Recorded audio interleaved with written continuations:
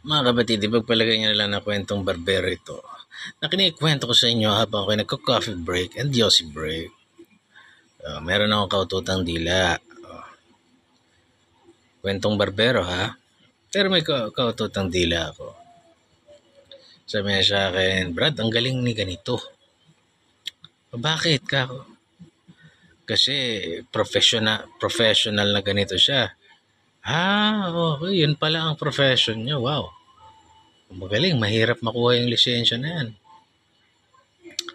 Paano siya naging magaling bukod dyan?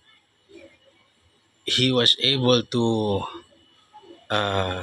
connect, to network with a lot of people, and business opportunities opened up to him. And he became very wealthy. Magaling ka. Each and every one of us, kahit na magbait-baitan ka pa, pumapasok ka sa negosyo para kumita ka ng pera. So, yes, Kako, I'm very impressed. Ang galing. He was able to find a mutual ground, mutual na pagkakakitaan para sa mga tao. At in that way, kikita rin siya. Galing, sabi ko. Kaya lang, Brad, sabi niya, yung mga hindi ko lang makita kung ano yung mga kabutihang ginawa niya. Hanapin natin, sabi ko. Mayaman na siya. Paano ba siya nakatulong doon sa family niya muna?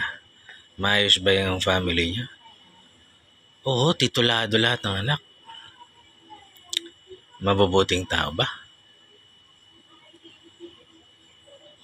Kaya mo na, sabi ko, it's not for us to judge kung mabuting tao ba sila o hindi. Basta titulado sila. I-presume natin, i-assume natin na ginagamit nila yung titulo nila sa kabutihan. Now, ano bang impact nila sa society? Mas naging safe ba yung lugar nila dahil nandoon sila? Hindi siya makaimik. Hindi naman kailangan ipamigay mo yung pera mo eh. Nagbi-business ka para kumita.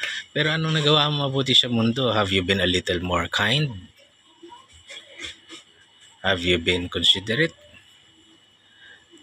Were you able to respect yung pag-aari ng iba o gusto mo lang mabankrupt sila para bibilin mo na rin yun? Dahil ikaw na yung mayaman dun eh. Ano bang kabutihan ng ginawa nito sa safe ba doon? Siyempre mayaman sila, maraming bodyguard. Mas safe ba yung lugar doon?